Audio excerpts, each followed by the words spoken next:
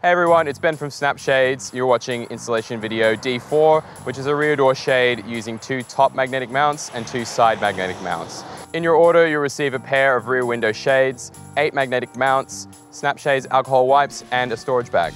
Step 1 is to locate the magnets on the shade frame. You can do this by taking the magnetic mounts, placing it on the edge of the shade, and sliding it along until you feel the resistance of the magnet. For installation D4, there's 2 on the top of the shade and 1 on each side. Step 2 is to take note of where the magnetic mounts need to stick to the car's trim.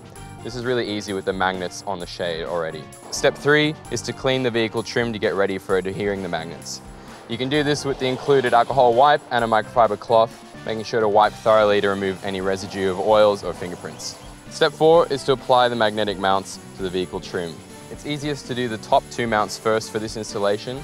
Line up the window, remove the adhesive backing on the 2 top mounts, align them with the vehicle trim, and press into place. With the top 2 mounts in place, we can then do the left and right side. Our shades ship flat, so depending on your vehicle, you may need to contour the shade for a perfect fit, which we do have a separate video on.